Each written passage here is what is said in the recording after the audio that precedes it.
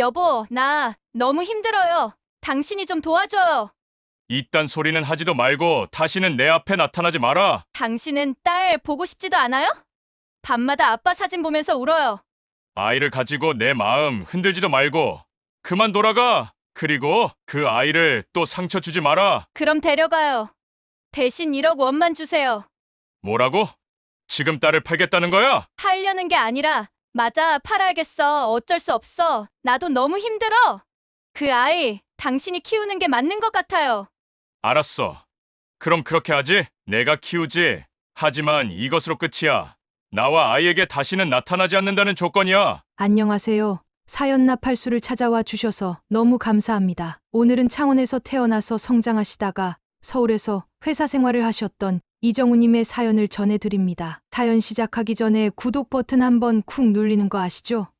구독을 해주시면 저희들이 영상을 제작하는데 큰 힘이 됩니다. 부탁드리겠습니다. 그럼 사연을 시작하겠습니다. 이정우 씨는 41살의 외국계 제약회사에서 영업부 부장으로 근무하며 매사에 조용하고 신중한 태도를 지닌 사람이었습니다. 경상남도 창원의 조그마한 시골 마을에서 태어난 정우 씨는 아버지가 운영하시던 철물점에서 자주 물건을 나르며 자랐습니다. 어머니는 늘 땀에 젖은 앞치마를 두른 채 고등학교 앞 분식집에서 떡볶이를 팔며 자식들의 학비를 마련하셨습니다. 가난했지만 정우 씨는 한 번도 부모를 원망한 적이 없었습니다. 오히려 묵묵히 자신의 역할을 다하는 그들처럼 살고 싶다고 늘 다짐했지요. 그는 말수가 적고 쉽게 감정을 드러내지 않으며 책임감이 몸에 배어있는 사람이었습니다. 이러한 성격 덕분에 그는 회사에서도 신뢰를 받았고 언제나 부드러운 리더로서 팀원들에게 존경을 받았습니다. 깔끔한 차림새, 무심한 듯 정돈된 머리, 그리고 단정한 넥타이 하나만으로도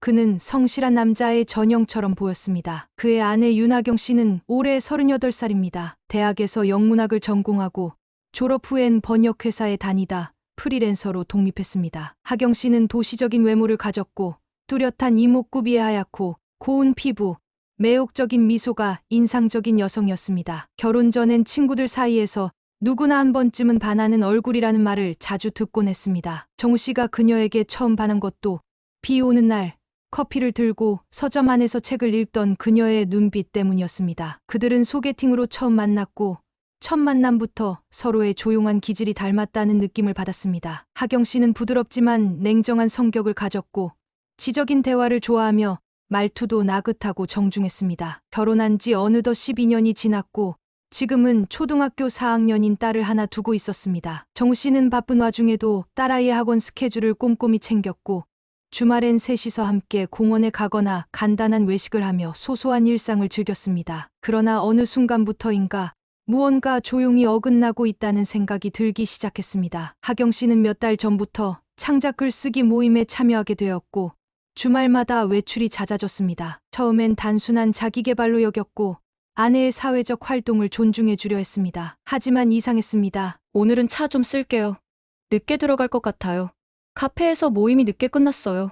그녀는 이유를 설명할 때마다 말은 정돈되어 있었지만 표정과 말투의 온도차가 자꾸만 신경에 걸렸습니다. 한참을 말한 뒤에 눈을 피하거나 짧게 웃고 고개를 돌리는 등 정우 씨의 오랜 감각이 미묘한 어긋남을 감지했습니다. 그의 차는 늘 아내가 주말마다 사용했고 정우 씨는 말없이 열쇠를 건넸지만 어느 순간부터 그 손길이 무겁고 서늘하게 느껴지기 시작했습니다. 분명히 큰 사건은 없었지만 어딘가 아주 작고 조용한 이상함이 이 평범하고 조용했던 가정의 공기 속에 스며들고 있었던 겁니다. 그날은 금요일 저녁이었습니다. 출장을 마치고 돌아온 이정우 씨는 늦은 밤 주차장에 차를 세운 뒤 천천히 차량 내부를 정리하기 시작했습니다. 긴 여정 탓에 차량 안은 다소 어질러져 있었고 시트 구석에는 아내가 먹고 남긴 캔커피와 아이의 과자 봉지가 보였습니다. 그는 익숙한 손길로 조수석 시트를 밀어내고 먼지 쌓인 틈을 손으로 훑었습니다. 그때였습니다. 그의 손끝에 단단한 금속성의 감촉이 느껴졌습니다. 조수석 틈 사이에 끼어있던 넥타이 핀 하나, 처음 보는 디자인이었습니다. 얇고 긴 곡선이 매끄럽게 흐르며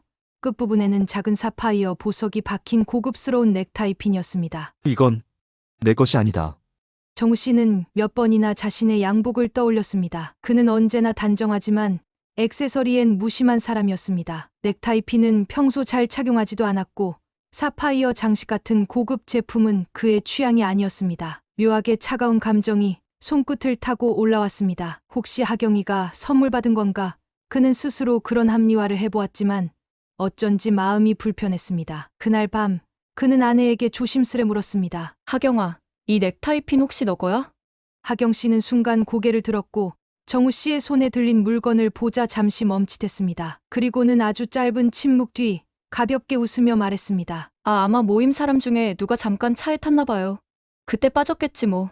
말은 자연스러웠지만 그 대답은 왠지 너무 준비된 듯 들렸습니다. 정우 씨는 다시 묻지 않았습니다. 하지만 그날 이후 마음속에는 뭔가 뚜껑이 덜 닫힌 병처럼 흔들리는 의심이 자꾸 맴돌았습니다. 며칠 뒤 우연히 딸아이와 저녁을 먹던 중이었습니다. 딸이 수저를 들다가 문득 말했습니다. 아빠, 지난주에 엄마가 어떤 삼촌이랑 아이스크림 사 먹었어. 정우 씨의 손이 멈췄습니다. 삼촌이 누구야?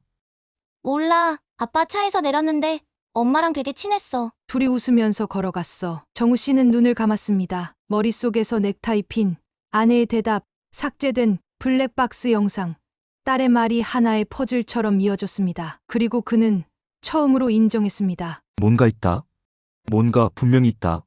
그 순간 그는 무언가 아주 오래된 자신 속의 감각이 깨어나는 것을 느꼈습니다. 차가운 감정, 의심, 침묵의 그림자, 조용하고 조심스러웠던 그의 눈빛에 서늘한 결의가 깃들기 시작했습니다. 이정우 씨는 조용한 사람이었습니다. 의심이 들어도 바로 말을 꺼내지 않았고 감정을 쉽게 표출하지 않는 편이었지요. 하지만 넥타이핀과 아이의 말 이후 그는 침묵 속에서 행동하는 사람이 되었습니다. 정우 씨는 말없이 아내의 일정을 추적하기 시작했습니다. 하경 씨가 외출할 때마다 은근히 시간을 체크했고 다녀온 장소에 대해 질문은 하지 않았지만 따로 메모해 두었습니다. 아내가 자주 가는 카페의 이름도 글쓰기 모임이라는 단체의 이름도 알아두었고 심지어 그녀의 휴대폰 위치 공유 기록까지 몰래 확인했습니다. 차량의 주행 기록, 내비게이션 경로, 주요 내역, 심지어 결제한 카드 사용처까지 하나씩 정리했습니다. 그는 오랜 시간 영업 일을 하며 배운 관찰과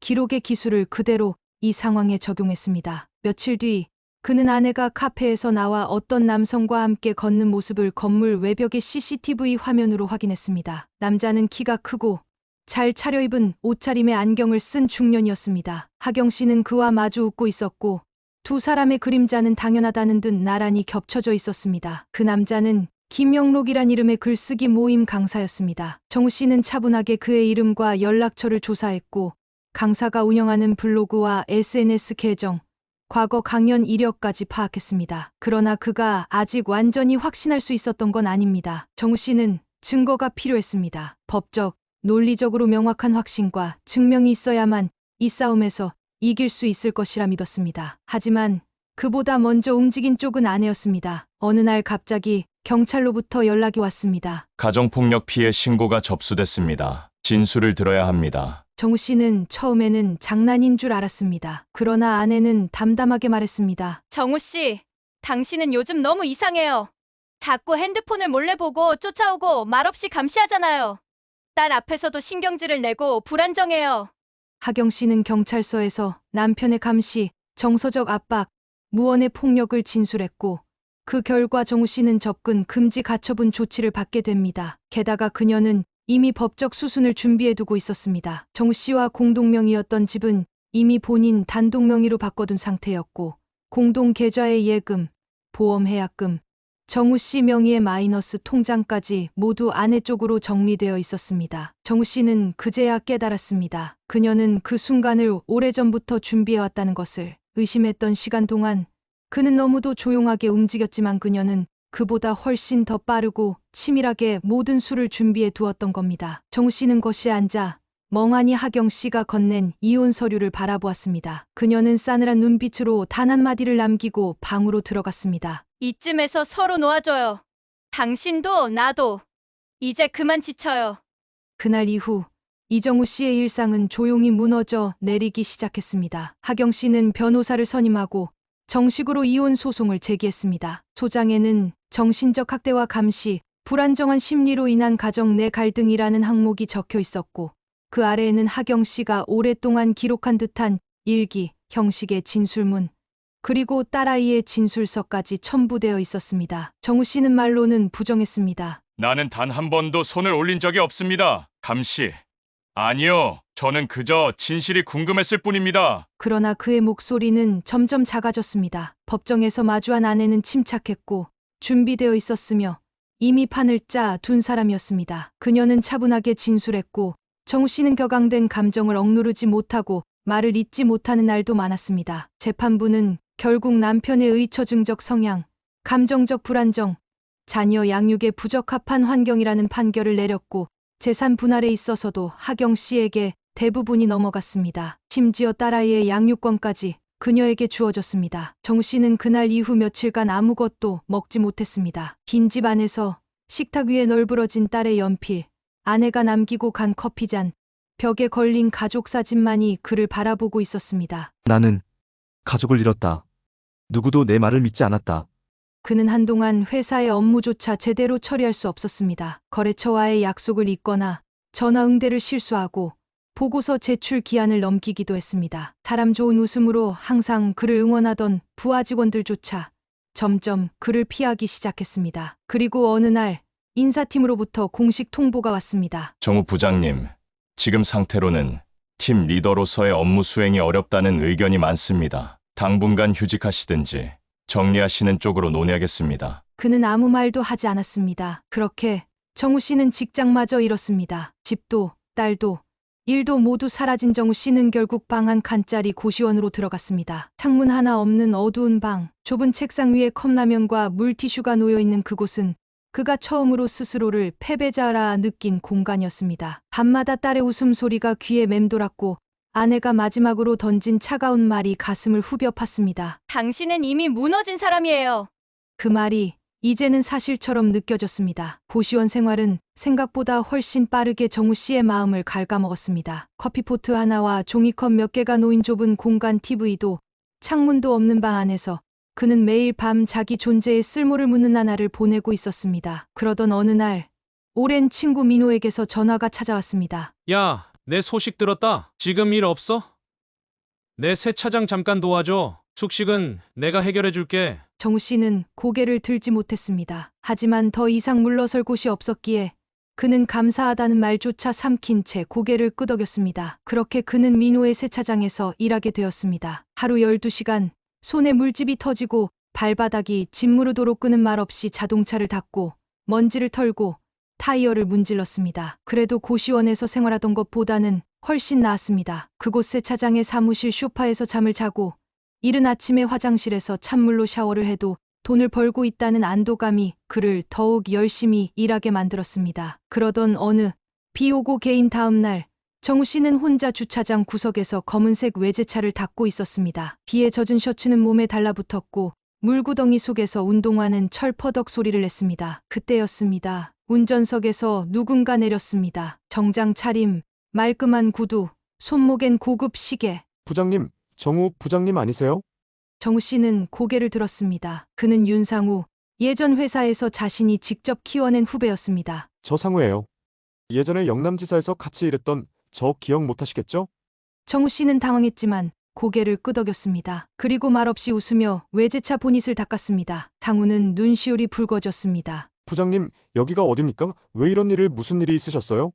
정우 씨는 조용히 고개를 저었습니다. 그저 살다 보면 이런 날도 있겠지 하는 식의 무표정한 눈빛으로 대답 대신 웃음을 지었습니다. 그 순간 상우가 가방에서 명함 한 장을 꺼내 내밀었습니다. 실전경매연구소 공식 회원 윤상우. 부장님, 저 지금 이걸로 먹고 삽니다. 제가 한때는 정말 나락으로 떨어져 힘들어한 적도 있었는데 운이 좋아 지금은 좀 먹고 살만해졌습니다.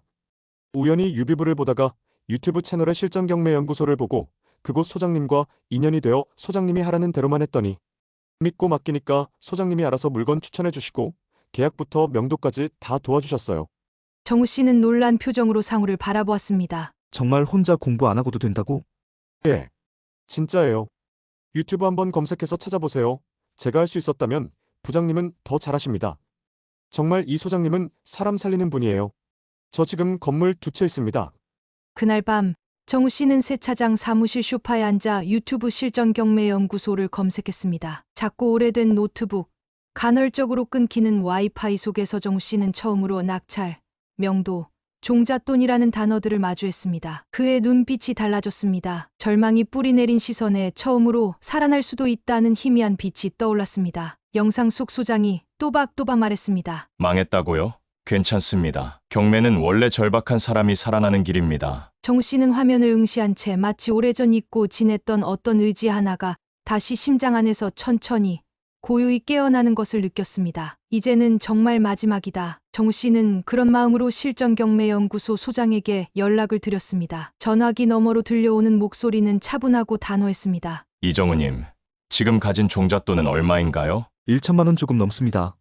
조금씩 알바하면서 모은 돈이긴 한데 뭐라도 해보고 싶습니다. 소장은 정우 씨에게 말했습니다. 그럼 그걸로는 조금 부족하니까 일단 4천만 원을 만들어 보세요. 그리고 성공을 하시면 다시 연락을 주십시오. 하지만 돈이 문제가 아니라 태도가 중요합니다. 제가 시키는 대로만 하실 수 있습니까? 네, 뭐든지 하겠습니다. 그렇게 정우 씨는 실전경매연구소의 정식 회원으로 등록되었고 그때부터 정우 씨는 열심히 일을 하였습니다. 낮에는 세차장에서 밤에는 대리운전으로 몇 달을 겨우겨우 모은 돈이 2,200만 원이 되었습니다. 정우 씨는 더 이상 시간을 자꾸 끌기 힘들다는 생각에 용기를 내어 세차장 주인인 친구에게 부탁을 했습니다. 친구야, 내가 경매를 하려는데 전문가의 도움으로 할 거야. 문제는 자금이 절반가량이 부족해. 너가 우선 가불로 2천만 원만 빌려주면 너무 고맙겠다. 친구가 말했습니다. 그래, 알았어. 대신 지금처럼 열심히 일해줘야 해. 그렇게 친구는 흔쾌히 2천만 원을 가불해 주었습니다. 모두 4,200만 원을 가지고 다시 실전경매연구소의 소장님께 전화를 했습니다. 그리고 소장님께서는 기다려보라고 말씀하시고는 며칠 후 전화가 왔습니다. 마침 좋은 물건이 나왔습니다. 지역은 부산의 조금 외진 곳이지만 장사하기에 좋은 주점입니다. 내일 함께 현장을 확인하러 갑시다. 그렇게 두 사람은 부산의 외곽 지역에 있는 한 건물 앞에 도착하였습니다. 간판은 그대로 남아 있었고 주방과 테이블, 냉장고, 주류 냉장고까지 모두 그대로 보존된 상태였습니다. 감정가 2억 6천이었지만 소장의 전략대로 입찰에 참여한 결과 8천만 원의 낙찰에 성공하게 되었습니다. 부족한 금액은 은행의 대출 이용하였습니다. 이정우 씨는 실전경매연구소 소장의 지시에 따라 낙찰받은 첫 번째 물건, 부산 시내 2층 규모의 폐업 주점을 확인하러 갔습니다. 안으로 들어서는 순간 정우 씨는 말 그대로 충격에 가까운 감탄을 했습니다. 홀에는 원목 테이블과 고급 벽등, 대리석 바닥,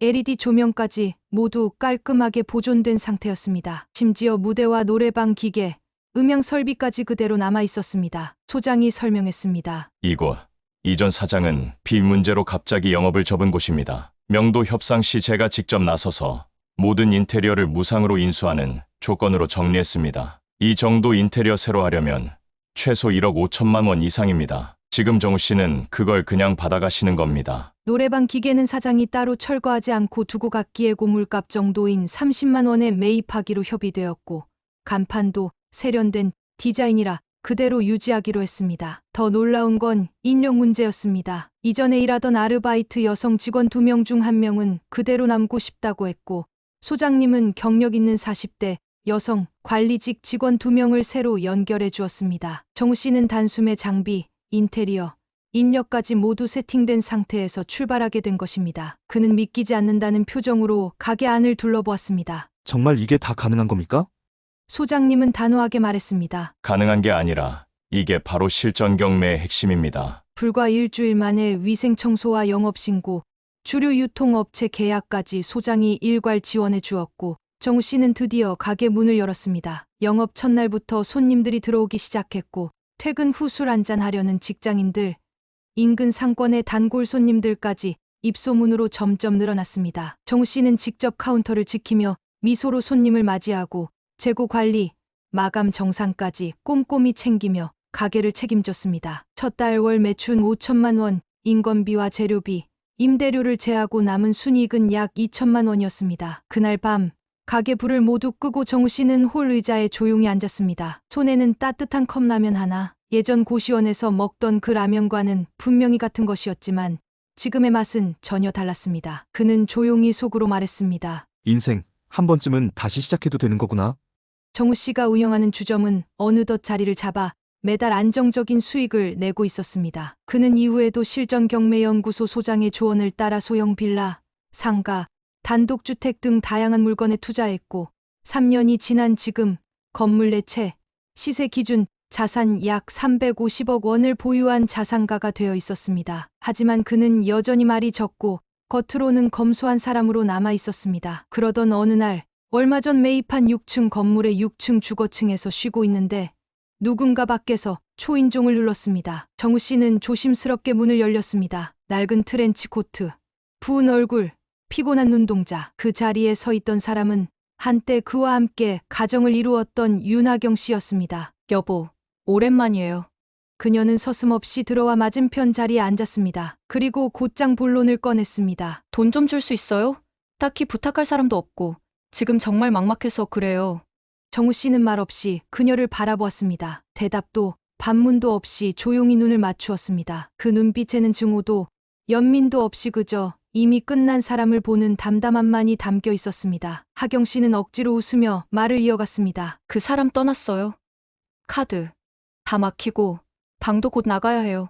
솔직히 나도 다 내 잘못인 거 알아요. 정우 씨는 아무 말도 하지 않았습니다. 다만 눈빛으로 그녀를 경멸스럽다는 것을 표현하고 있었습니다. 그녀는 한숨을 내쉬더니 이번엔 말을 바꾸어 감정에 호소하기 시작했습니다. 그럼 딸은 안 보고 싶어요? 하윤이 요즘도 아빠 사진 보면서 울어요. 아빠랑 바다 갔던 이야기도 아직 다 기억하더라고요. 정우 씨의 눈동자가 미세하게 흔들렸지만 그는 여전히 조용했습니다. 그녀는 그 틈을 놓치지 않았습니다. 정우 씨가 원하면 하윤이 데려가요. 대신 1억 원만 줘요. 내가 애 버리려는 거 아니에요? 그 애가 나랑 있는 것보다 아빠랑 있는 게 훨씬 나을 것 같으니까. 나도 이제 지쳤어요. 그냥 그렇게 정리해요. 정우 씨는 한참 동안 말이 없었습니다. 그리고 아주 조용히 알았어. 하지만 조건이 있어. 2번 다시는 나와 아이에게 나타나지도 않고 전화도 하지 않겠다는 약속을 해. 그럼 그렇게 하겠어. 라는 말 한마디를 남기고 일어섰습니다. 며칠 뒤 정우 씨는 약속된 장소에서 하윤이를 데려왔습니다. 아이는 낯을 가리는 듯 말없이 서 있었지만 아빠의 얼굴을 보자마자 눈물이 고였고 정우 씨는 아이를 조용히 안았습니다. 그날 하경 씨의 계좌로 정확히 1억 원이 입금되었습니다. 그 후 그녀는 연락을 끊었고 정우 씨는 더 이상 그녀를 찾지 않았습니다. 그리고 몇 달 후 정우 씨는 바다가 보이는 작은 마을의 2층 주택으로 이사했습니다. 지하에는 그가 운영하는 카페가 있었고 1층엔 거실과 하윤이의 방 2층에는 그의 서재와 침실이 있었습니다. 햇살이 환하게 들어오는 아침 정우 씨는 식탁에서 양배추를 썰고 있었습니다. 하윤이는 책상에서 숙제를 하다 말고 물었습니다. 아빠, 나 있잖아 경매 배우면 안 돼요? 나도 나중에 아빠처럼 건물주 될래. 정우 씨는 웃으며 고개를 끄덕였습니다. 그럼 아빠가 좋은 선생님 소개해줄게. 그날 오후 그들은 함께 바다 산책을 나섰고 하윤이는 정우 씨의 손을 꼭 잡고 있었습니다. 조용한 파도 소리 위로 정우 씨의 목소리가 내레이션처럼 흐릅니다. 나는 한때는 짓밟혀 나락으로 떨어지고 죽고 싶은 마음이 하루에도 몇 번씩 들었지만 결국은 살아남았더니 이렇게 성공의 기회도 얻게 되었구나. 정우 씨는 크게 깨달았습니다. 성공이 중요한 것이 결코 아니라 살아남아야 하는 것이 정말 중요하다는 것을. 그리고 지금 이 아이는 내가 살아야 할 이유입니다. 오늘 사연 어떠셨나요? 재미있으셨다면 구독과 좋아요, 알림 설정 부탁드리겠습니다. 감사합니다. 다음에 더 재미있는 사연으로 찾아오겠습니다.